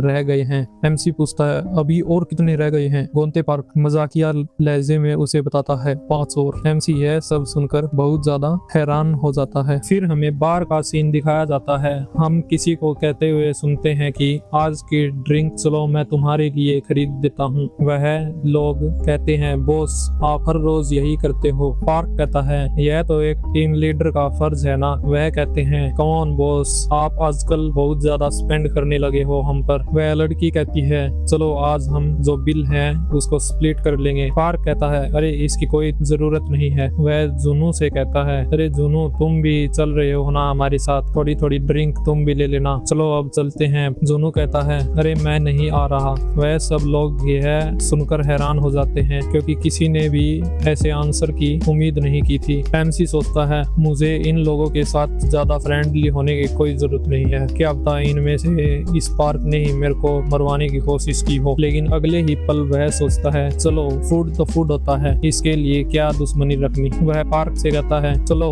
मैं कुछ स्टेक ले ही लूंगा लेकिन मैं ड्रिंक नहीं करूंगा। पार्क कहता है यह तो मेरे लिए ही अच्छा है, मेरे थोड़े पैसे बच जाएंगे। लेकिन अगले ही पल एमसी उसे मना कर देता है और अपने घर की ओर चल देता है। यह सब देखकर पार्क हक्का बक्का रह जाता है। वह जाते हुए एमसी को कहते हैं चलो ठीक है फिर कल मिलते हैं, गुड नाइट। एमसी यह सब देखकर एक बार सोच में पड़ जाता है कि यह मेरे साथ इतना अच्छा व्यवहार क्यों कर रहे हैं। फिर हमें एमसी के घर का सीन दिखाया जाता है। एमसी अपने बिस्तर पर लेटा हुआ सोचता है मेरे को पिछली लाइफ में मरवाने वाला पार्क तो नहीं हो सकता क्योंकि वह तो बहुत ज्यादा फ्रेंडली नेचर वाला आदमी है। वह मेरे पीछे एसेसन नहीं बेच सकता, तो फिर मेरे को कौन मरवा सकता है। क्या वह क्वानमो यांग है जो कि न्यूबी हंटर था हमारी टीम में जिसे मैं उस बुली करता रहता था, या फिर यूजिन मिंग जो कि मेरी एक्स है वो भी हो सकती है, या फिर उनके अलावा जो कंट्रोल टीम है उसका डोंगवी क्वांग भी हो सकता है। अरे छोड़ो इसको,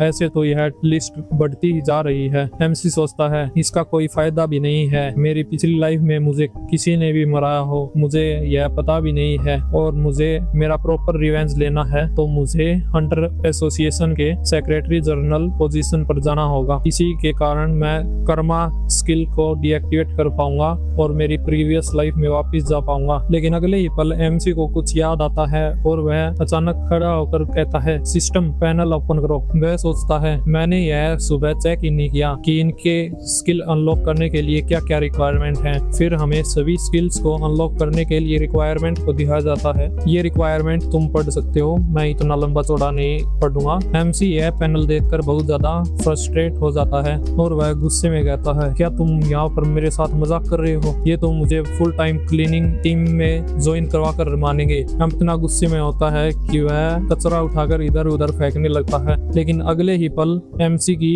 ओसीडी स्किल एक्टिवेट हो जाती है और वह पूरे घर में साफ सफाई करने लगता है। एमसी सोचता है अरे इससे मेरे को कब छुटकारा मिलेगा। लेकिन अगले ही पल हमें सिस्टम मैसेज दिखाया जाता है जिसमें लिखा होता है कि तुम्हारी नई स्किल अनलॉक करने के लिए रिक्वायरमेंट फुलफिल हो गई है और तुम्हारी नई स्किल अनलॉक हो गई है जिसका की नाम होता है हाइपर बूस्ट। एपिसोड 5 की स्टार्ट में हमें कोरियन हंटर एसोसिएशन की हायरार्की के बारे में बताया जाता है। हमें बताया जाता है कि सियोल के अंदर 8 हंटर की टीम है और पूरे के पूरे कोरिया के अंदर हंटर्स की टीम 96 है जिनमें की आते हैं स्ट्रेटेजी और ऑपरेशनल टीम। और अगर हम बात करें क्लीनिंग टीम्स की, वो पूरे कोरिया के अंदर सिर्फ 25 हैं और जिनमें की हर एक टीम के अंदर 5 क्लीनर्स मौजूद होते हैं। अगर हम इसके हिसाब से देखें तो हर एक टीम को 3 से 4 डंजन क्लीन करने पड़ेंगे हर एक दिन। और अगर कोई भी टीम अनलकी होती है तो उसे एक दिन में 5 डंजन भी क्लीन करने पड़ सकते हैं। उससे अगले सीन में हम एमसी को बस में बैठा हुआ देखते हैं जिसके की पास में एक आदमी लेटा हुआ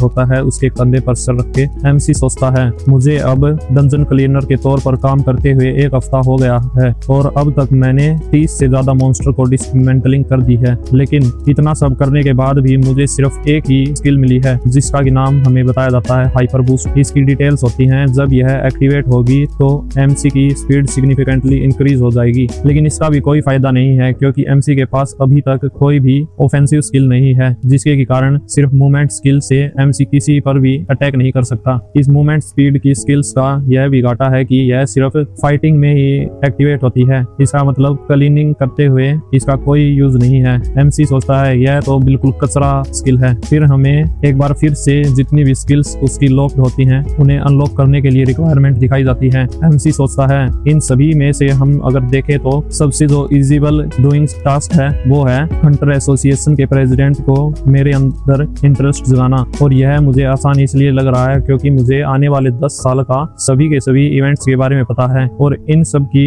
इंफॉर्मेशन के साथ साथ मैं अगर चाहूँ तो उन्हें डोमिनेट कर सकता हूँ। लेकिन यह सब करने के लिए मुझे मेरे पुराने टीममेट्स से मिलना होगा। लेकिन जो रजिस्टर्ड हंटर हैं वह मिलियंस की तादाद में हैं, मैं उन्हें कहाँ पर ढूंढूंगा, और अगर ऐसा ही चलता रहा तो मैं हमेशा के लिए एक क्लीनर बन के रह जाऊंगा। लेकिन अगले ही सीन में हम एमसी को चिल्लाते हुए देखते हैं क्योंकि उसका बस स्टॉप जो होता है वो पीछे ही छूट जाता है। अगले सीन में हमें एमसी को डंजन के बाहर दिखाया जाता है जहाँ पर कि उसकी टीम के वो लड़का और लड़की इंतजार कर रहे होते हैं। एमसी वहाँ पर पहुंचकर कहता है अरे तुम दोनों यहाँ पर क्यों खड़े हो और वो दोनों कहाँ पर हैं? वह लड़का कहता है तुम यह सवाल अपने आप से पूछो कि हम लोग यहाँ पर क्यों खड़े हैं, तुम पूरे 10 मिनट यहाँ पर लेट हो। उसको छोड़ो, ये लो मैं तुम्हारे लिए यह कॉफी लेके आया हूँ, मुझे पता है तुम्हें यह बहुत अच्छी लगती है, जब भी मौका मिले डंजन के अंदर तुम यह पी सकते हो। एमसी सोचता है इसका एटीट्यूड तो पहले दिन से बहुत ज्यादा चेंज हो गया है, मुझे लगता है यह मेरे वर्किंग एफिशिएंसी से सरप्राइज हो गया है। पहली बार जब मैं इससे मिला था तब यह ऐसे सोच रहा होगा कि यह तो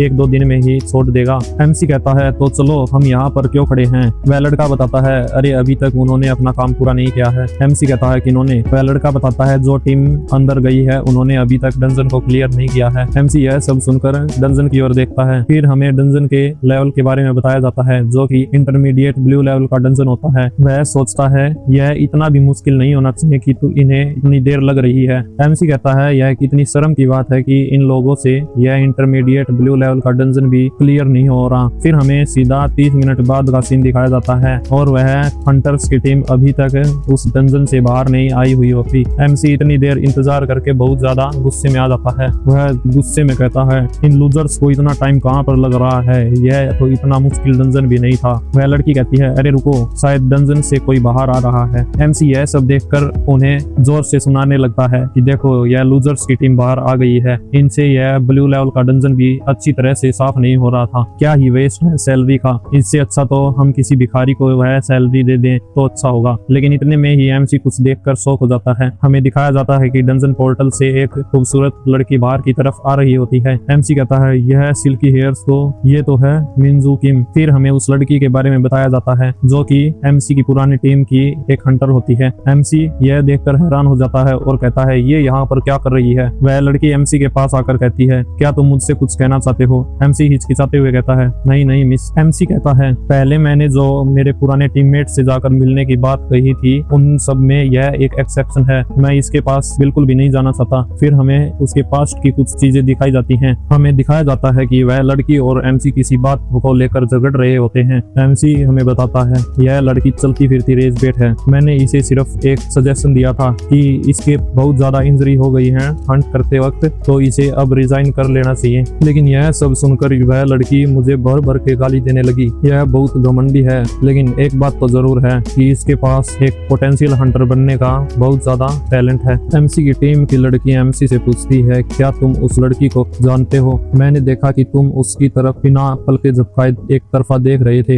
एमसी कहता है नहीं, मैं उसे बिल्कुल भी नहीं जानता, वह मेरे किसी परिचित के तरह दिख रही थी इसलिए मैं उसे देख रहा था। वह लड़की कहती है अच्छा यह बात है क्या, मुझे तो लगा कि वह तुम्हारी एक्स है। अगले इस सीन में हम देखते हैं कि उनकी टीम का जो लड़का होता है वह इस बात को सुनकर फूट कर हंसने लगता है। इतने में एमसी के 2 टीममेट पार्क और एक और लड़का था वो भी आ जाते हैं और हम पैनल के आगे वाले हिस्से में देख सकते हैं कि एमसी उस लड़की पर गुस्सा कर रहा होता है और वह लड़की कहती है एमसी से अरे मैं तो सिर्फ मजाक कर रही थी। पार्क वहाँ पर आते ही कहता है ओ मुझे तो लगता है तुम्हारी अच्छी तरह से जमने लगी है अब। वह एमसी से पूछता है क्या कुछ हुआ तो नहीं है ना? इतने में ही वह लड़का मजाकिया ढंग से कहता है अभी अभी इसको अपनी एक्स को देखने को मिला था। लेकिन एमसी यह बात सुनकर बहुत ज्यादा चिढ़ जाता है और वह उससे कहता है तुम अपना मुंह बंद रखो नहीं तो मैं तुम्हारा थोबड़ा तोड़ दूंगा। फिर वह डंजन की तरफ जाने लगता है और कहता है चलो अब यहाँ पर ही बैठे रहोगे क्या? फिर हमें डंजन के बारे में थोड़ा बताया जाता है जो कि ब्लू लेवल का बिल्डिंग डंजन होता है। यह बिल्डिंग डंजन इसलिए कहा जाता है क्योंकि पूरी की पूरी एक बिल्डिंग ही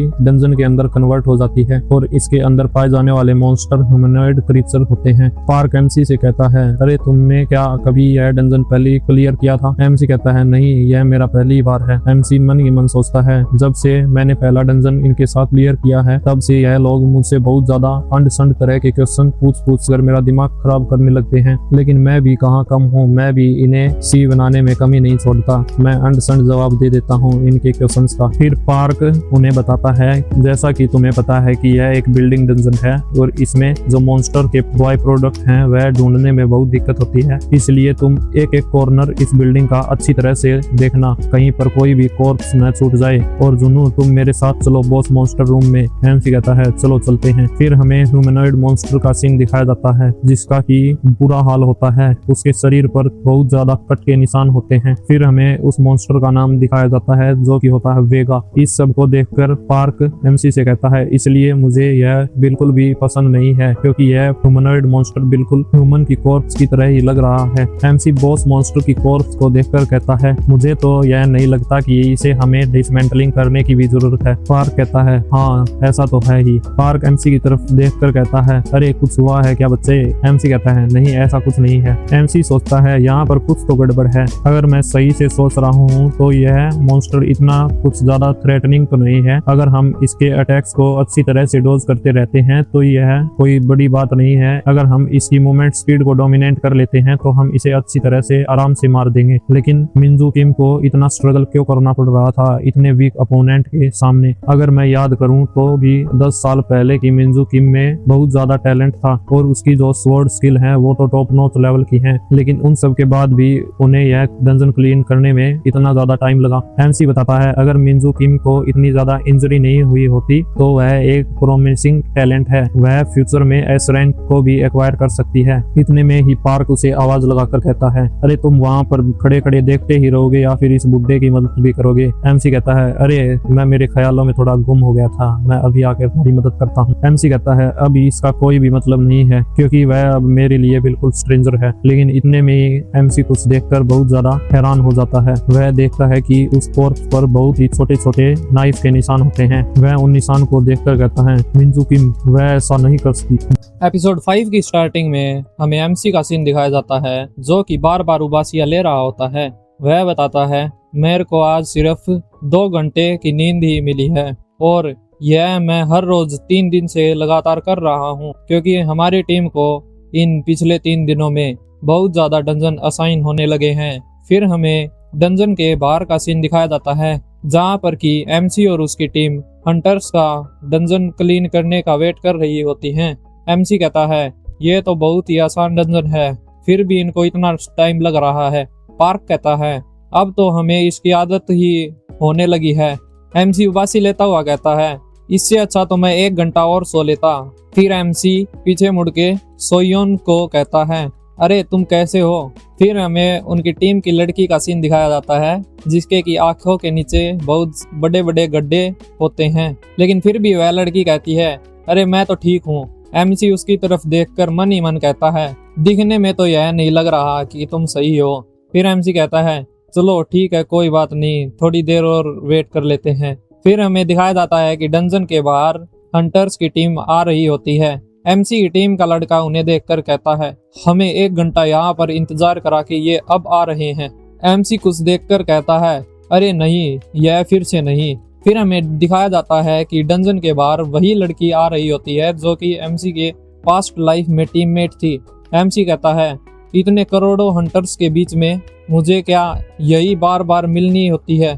फिर उनके बीच में चुप्पी छा जाती है। MC और वो लड़की एक दूसरे के आमने सामने आकर रुक जाती हैं। फिर एक बार उन दोनों की आंखें मिलती हैं और वह लड़की उसको क्रॉस करके जाने लगती है और वह जाती जाती MC को कहती है ये पागल बार बार मेरे आगे क्यों आगे आ रहा था। फिर हमें MC को सोचते हुए दिखाया जाता है। MC सोचता है क्या मुझे इसे बता देना चाहिए, लेकिन फिर MC कहता है मैं अभी तक जो इसने मेरे पास्ट लाइफ में मेरे साथ किया था उससे उभरा नहीं हूँ। फिर हमें पास्ट का सीन दिखाया जाता है जहाँ पर वह लड़की हॉस्पिटल में एडमिट होती है। MC उसे देखने के लिए आया हुआ होता है। MC कहता है तो अब तुम कैसी फील कर रहे हो? वह लड़की कहती है तो तुम मेरे को देखने आ गए हैं। MC सोचता है मैं इसका सुपीरियर हूँ फिर भी है मुझे कोई इज्जत नहीं, कोई ग्रीटिंग नहीं। फिर वह लड़की बताती है अरे मुझे अभी कैसे पता होगा कि मेरा कैसा हालचाल है? अभी मेरी सर्जरी को थोड़ा टाइम ही हुआ है। एमसी उसे डांटते हुए कहता है, क्या तुम्हें तुम्हारी बॉडी का ये नहीं पता हो कि तुम्हें कब रुकना है और कब नहीं? मैंने तुम्हें पहले ही बता दिया था कि तुम अपने लेफ्ट हैंड की ग्रिप को और थोड़ा मजबूत करके पकड़ना, लेकिन तुम हो कि मेरी सलाह को तुम मान ही नहीं रही, और अब देखो इसका अंजाम क्या रहा। वह लड़की एमसी से कहती है, ओह यह तो मेरे को तुमने थोड़ी और पहले बताना चाहिए था। एमसी कहता है, तुम अब भी मुझसे ऐसे ही बात कर रही हो? मैं यह ऐसे ही नहीं कह रहा, तुम मेरी टीममेट हो इसलिए मैं थोड़ी तुम्हारी फिक्र कर रहा था। चलो उसको छोड़ो, ये लो तुम्हारा रिटायरमेंट लेटर। आज से तुम अब हंटर नहीं रही हो, क्योंकि तुम्हारी इंजरी के कारण तुम्हें अब रिटायर करना होगा। वह लड़की इसे देखकर बहुत ज्यादा चौंक जाती है और वह कहती है, ये तुम क्या कह रहे हो? एमसी कहता है, सभी ने एसोसिएशन में मिलकर इस पर एग्री किया है। यह सब सुन के उस लड़की को बहुत ज्यादा सदमा लग जाता है। एमसी कहता है, अब इसे ऐसे मत देखो, ये तुम्हारी ही गलती है कि तुम्हें इतनी बड़ी इंजरी हो गई है। वह लड़की कांपते हुए कहती है, अरे बॉस मैं इसे संभाल लूंगी, यह इतनी बड़ी भी इंजरी नहीं है। आपको एक बार फिर से सोचना चाहिए, क्योंकि तुम्हें तो पता है ना कि मेरा हंटर बना रहना कितना जरूरी है। एमसी कहता है, नॉनसेंस, तुम अब इसमें मेरे को क्यों घसीट रही हो? अब तो डिसीजन कर लिया गया है और अब तुम्हें सिर्फ यह ऑर्डर को फॉलो करना होगा। अब तुम इसे मना करके मैटर को और भी ज्यादा वर्स करना चाहती हो क्या? वह लड़की कहती है, मैंने तुम्हें पहले ही बता दिया था कि मेरे थोड़ी बहुत इंजरी है। एमसी कहता है, अच्छा तुम्हारी बॉडी के बारे में भी अब मैं ही फिक्र करूं? वह लड़की कहती है, मैंने यह इंजरी तुम्हारे कारण ही हाइड की और अब तुम मेरे को बता रहे हो कि मुझे इस चीज से क्वाइट कर देना चाहिए। एमसी कहता है, अब तुम इस सब का ब्लेम मेरे ऊपर मत डालो। क्या वह मैं था जिसने यह शोल्डर खराब किया है? तुम अपने बारे में ज्यादा सोच रही थी, ना कि मेरे बारे में। ये ऐसी बेवकूफ़ी कौन करता है? जब तुम्हें पता चल गया था कि तुम्हें थोड़ी बहुत इंजरी है तो फिर भी तुमने चेकअप नहीं करा। मैंने तुम्हें पहले ही बता दिया है। अब जल्दी से यह रिटायरमेंट लेटर लो और यहाँ से निकल जाओ। वह लड़की बहुत ज़्यादा निराश हो जाती है और फिर भी वह कहती है, अरे मैं खुद संभाल लूंगी, बस मुझे थोड़ा रिकवर करने का टाइम दो। एमसी मिंजू किम से कहता है, चलो मान लेते हैं कि तुम ठीक भी हो जाओगी, लेकिन जब तक तुम टीम से बाहर रहोगी तब तक उसका हर्जाना कौन भरेगा? और तुम इस यूजलेस शोल्डर के साथ हमारी टीम में क्या ही मदद कर पाओगी? अगर तुम ज़्यादा ही इंसिस्ट कर रही हो तो तुम डंजन क्लीनिंग टीम में ज्वाइन हो सकती हो। मिंजू एमसी से कहती है, बॉस क्या तुमने हमको कभी पार्टनर के तौर में कंसीडर भी किया है? एमसी कहता है, ये तुम क्या बकवास कर रही हो? फिर मिंजू कहती है, हाँ तुम्हारे लिए तो हम सिर्फ डिस्पोजेबल एसेट्स ही है ना। जब मन किया तब तुमने हमको टीम में ले लिया और जब मन किया तुमने हमको टीम से बाहर निकाल दिया। एमसी यह सब सुनकर बहुत ज्यादा गुस्सा हो जाता है और वह मिंजू से कहता है, क्या तुम्हें खुद को पता है कि तुम क्या बकवास कर रही हो? तुमने मेरे ऑर्डर्स को कभी भी सीरियसली नहीं लिया और तुमने मेरे को कभी भी टीम कैप्टन के रूप में रिकॉग्नाइज नहीं किया। मिंजू रोते हुए कहती है, हाँ यह बात सही है कि मैंने आपको कभी भी बॉस के रूप में पसंद नहीं किया, क्योंकि तुमने हमारे तरफ कभी भी अच्छी तरह से ध्यान नहीं दिया। एमसी यह सब सुनकर बहुत ज्यादा फ्रस्ट्रेट हो जाता है और वह मिंजू से कहता है, हाँ यही लुक जो तुम हमेशा मेरे को देती आ रही हो, यही मेरे को बहुत ज्यादा गुस्सा दिला देता है। इतने में ही हम देखते हैं मिंजू एमसी को जोर से चाटा मारती है और वह एमसी से कहती है, मैं होप करती हूँ कि तुम अपनी अगली लाइफ में बहुत अच्छा करोगे, तुम कुत्तिया के बच्चे। फिर हमें प्रेजेंट का सीन दिखाया जाता है जहाँ पर एमसी कहता है, मुझे लगता है कि मैंने उस दिन इससे कुछ ज्यादा ही बोल दिया था। वह तो सिर्फ मुझे अपनी इंजरी के बारे में ही बता रही थी। वह सोचता है, क्या मुझे इसको अभी बता देना चाहिए इसकी इंजरी के बारे में? फिर एमसी बहुत ज्यादा सोच विचार करके कहता है, ये सब मेरे को अब सरदर्द करने लगा है। वह पीछे मुड़ के मिंजू किम को आवाज देता है और वह कहता है, अरे सुनो तुम। मिंजू किम कहती है, क्या तुम मुझे बोल रहे हो? एमसी कहता है, तुम्हें अपनी लेफ्ट हैंड की ग्रिप को और ज्यादा स्ट्रेंथन करना चाहिए। मिंजू किम उसे अजीब से एक्सप्रेशन देकर देखती है और वह कहती है, क्या? फिर एमसी उसे अच्छी तरह से एक्सप्लेन करता है। वह उसे बताता है, मुझे पता है तुम अपने राइट हैंड पर कुछ ज्यादा ही भरोसा करती हो, लेकिन इसके कारण वह तुम्हारे शोल्डर पर बहुत ज्यादा प्रेशर डालता है और अगर तुम इसी पोस्चर में लड़ती रही तो यह तुम्हें आगे चलकर बहुत बड़ी इंजरी दे देगा और इससे तुम्हारे करियर भी खतरे में पड़ सकता है। यह पोस्चर अभी के लिए तो तुम्हें बहुत अच्छी तरह से फास्ट अटैक करने में मदद करेगा, लेकिन बाद में इसके बहुत बड़े कॉन्सिक्वेंसेस हो सकते हैं। एमसी मिंजू को बताता है कि तुम्हें अपने लेफ्ट हैंड का भी यूज करना चाहिए, जिससे कि जो तुम्हारे शोल्डर्स पर प्रेशर गिर रहा है वह दोनों में डिवाइड हो जाएगा, जिसके कारण कि तुम्हारे एक शोल्डर पर इतना ज्यादा प्रेशर नहीं बढ़ेगा। मिंजू एमसी से कहती है, ओह अच्छा ठीक है। एमसी मन ही मन सोचता है, मुझे तो लगता है कि यह लड़की मेरे को ऐसे समझाते हुए देखकर मुझे पागल समझ रही होगी। लेकिन फिर अगले ही सीन में एमसी जमीन पर पैर पटक कर डंजन के अंदर जाने लगता है और वह उसे कहता है, मैं तुमको कौन होता हूँ बताने वाला, अगर तुम चाहो तो तुम डॉक्टर के पास अपना चेकअप करा सकती हो, इससे मेरे को क्या फर्क पड़ने वाला है। एमसी के जाने के बाद मिंजू किम सोचती है यह क्या बात कर रहा था। अगले सीन में हमें हॉस्पिटल का सीन दिखाया जाता है, जहाँ पर कि एक डॉक्टर किसी को कह रहा था कि तुम बहुत ज्यादा लकी हो।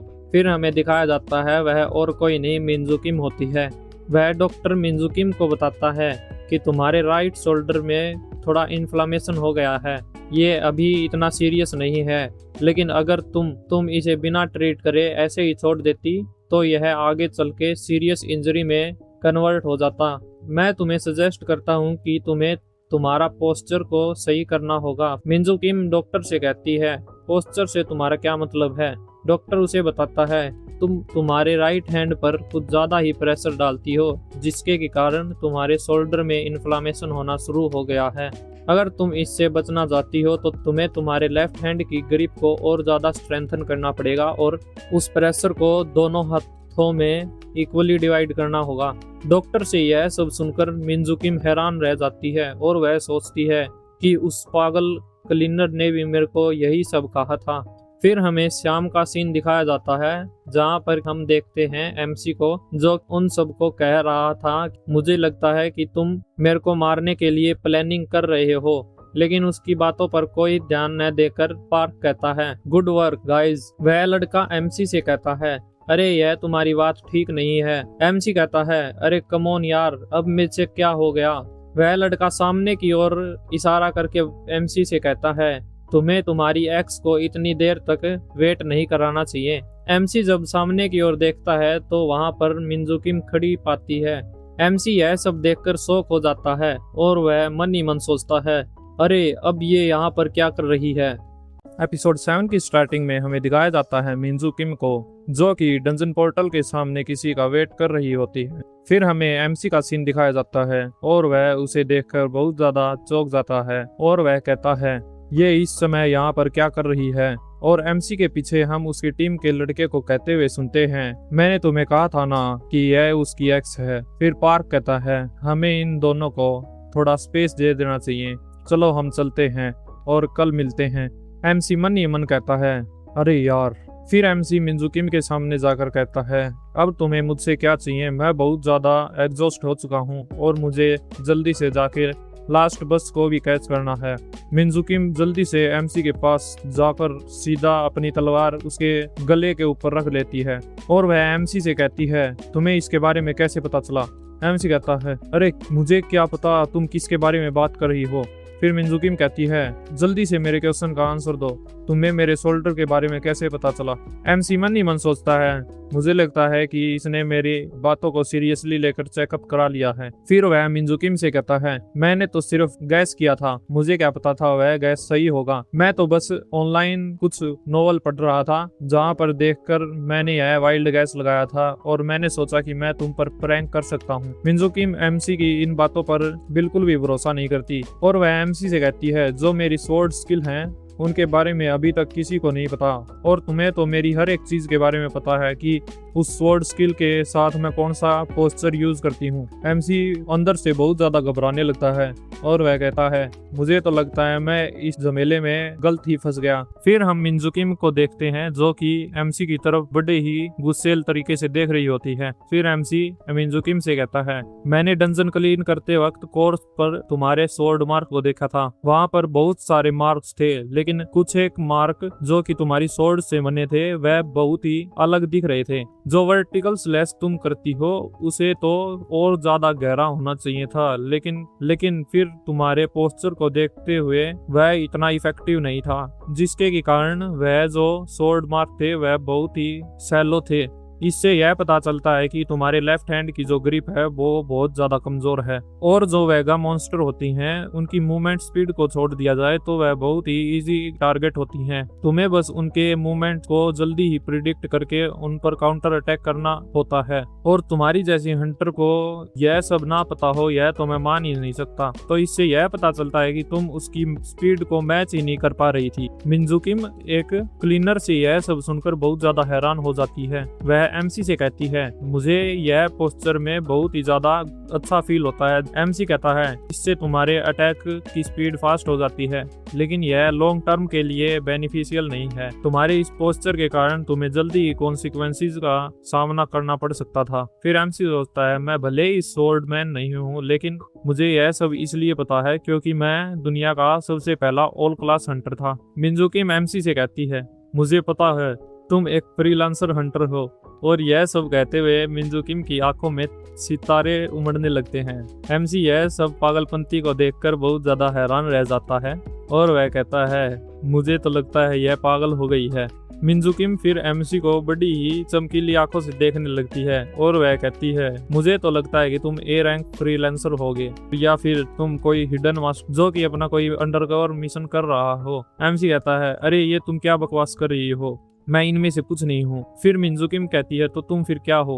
एमसी कहता है, क्या तुम्हें नहीं दिख रहा कि मैं एक क्लीनर हूँ? फिर वह मिन्जुकिम के साइड से जाने लगता है और वह कहता है, मुझे लगता है कि अब तुम्हारे क्वेश्चंस खत्म हो गए हैं तो मैं जा रहा हूँ। एमसी जाते हुए सोचता है, मुझे पता है अगर मैं कोई बड़ा हंटर होता या फिर कोई हिडन मास्टर होता तो यह मुझसे प्रॉफिट निकलवाने की सोच रही थी, लेकिन उससे उलट है, मैं सिर्फ एक क्लीनर हूँ, इसका मुझसे कोई भी बिजनेस नहीं रह गया अब। लेकिन अचानक मिन्जुकिम एमसी से कहती है, तुम्हारा बहुत बहुत थैंक्स, तुमने मुझे यह पहले ही बता दिया। एमसी यह सब सुनकर बहुत ज्यादा हैरान हो जाता है और वह मन ही मन सोचता है, क्या इसने मेरे को अभी अभी थैंक्स कहा? जो मिन्जुकिम इतनी अड़ियल है वह मुझे धन्यवाद दे रही है। फिर मिन्जुकिम एमसी से कुछ कहती है लेकिन वह हमें नहीं बताया जाता। फिर हमें हंटर एसोसिएशन का सीन दिखाया जाता है जहाँ पर कि मिन्जुकिम कुछ दिनों की वैकेशंस के लिए लीव लेने आई हुई होती है। जो यह बुढ़ा होता है यह उनकी टीम का लीडर होता है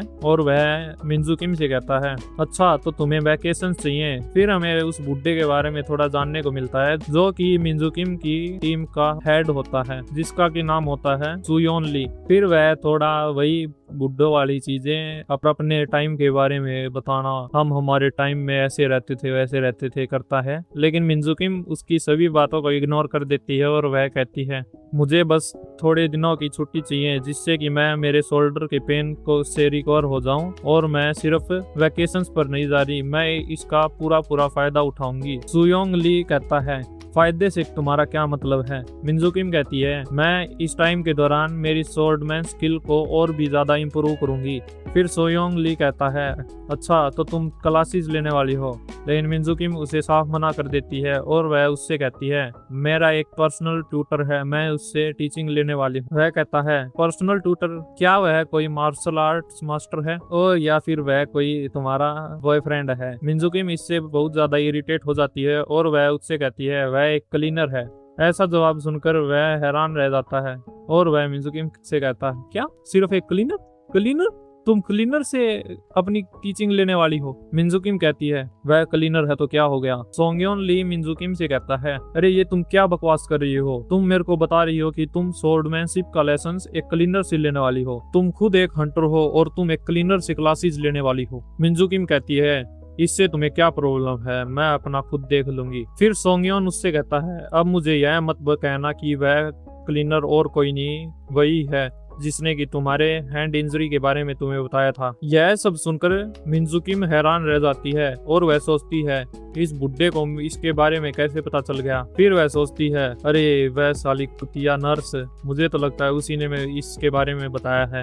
सोंगयोन ली इन सब से बिल्कुल भी खुश नहीं होता और वह उससे कहता है, अरे तुमसे अच्छा तो मैं तुम्हारे लिए एक पर्सनल कोच हायर कर देता हूँ। लेकिन इन सब से मिंजू किम बहुत ज्यादा इरिटेट हो जाती है और वह उसके मुंह पर साफ मना कर देती है। इन सब से थक हार कर सोंगयोन ली हार मान जाता है और वह उसे थोड़े दिन की वेकेशन ग्रांट कर देता है। वह उससे जाने से पहले कहता है, अरे तुम भूलना मत, तुम्हारे कॉन्क्वेस्ट का भी टाइम आ रहा है, तो इसलिए तुम टाइम पर वापिस आ जाना। मिंजू किम के जाते ही उस बुड्ढे के दिमाग में कुछ प्लानिंग होनी शुरू हो जाती है।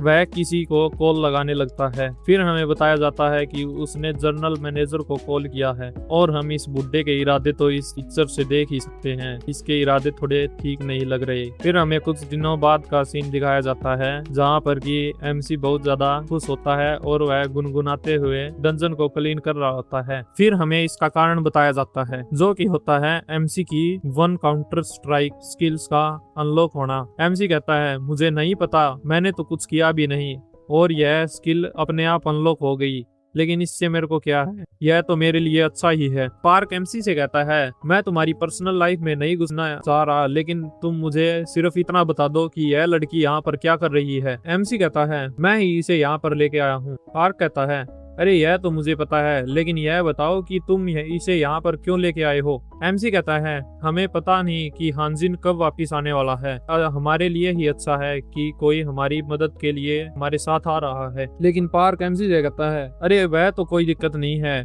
लेकिन यह हंटर की लड़की है, अगर एसोसिएशन को इसके बारे में पता चल गया तो वह हमें छोड़ेगी नहीं। एमसी मन ही मन सोचता है, मैं भी इसे यहाँ पर लाकर खुश नहीं। लेकिन हमें थोड़ी देर पहले का सीन दिखाया जाता है जहाँ पर मिंजू किम अपने घुटनों पर आकर एमसी से उसका मास्टर बनने के लिए रिक्वेस्ट कर रही होती है। एमसी इन सब चीजों से बहुत ज्यादा फ्रस्ट्रेट हो जाता है और वह मन ही मन सोचता है, किस तरह का हंटर एक क्लीनर से अपना मास्टर बनने के लिए कहता है, यह मेरे को पागल करने वाली है। एमसी मिंजू किम से कहता है, अगर तुम मेरे क्लीनिंग वर्क में मेरी मदद करती हो तो फिर मैं सोचूंगा तुम्हारा मास्टर बनने के लिए। और वह मन ही मन सोचता है, किसी भी हंटर का ईगो यह सब काम करने के लिए हाँ नहीं करेगा। लेकिन एमसी से उलट है, मिंजू किम यह सब सुनकर बहुत ज्यादा डिटरमाइन हो जाती है और वह एमसी से कहती है, क्या मुझे सिर्फ क्लीनिंग ही करनी होगी। एमसी यह सब देखकर बहुत ज्यादा हैरान हो जाता है और वह कहता है, यह तो मेरी एक्सपेक्टेशन से बिल्कुल उलट है। फिर हमें प्रेजेंट का सीन दिखाया जाता है जहाँ पर कि एमसी यह सब देखकर बहुत ज्यादा सोच में पड़ जाता है और वह सोचता है, मैंने तो सोचा था कि मैं अगर इससे यह सब कहूंगा तो यह अपने आप हार मान जाएगी, लेकिन मुझे क्या पता था कि यह सब सुनकर यह फायर्ड अप हो जाएगी और यह मेरे ऑफर को मान लेगी।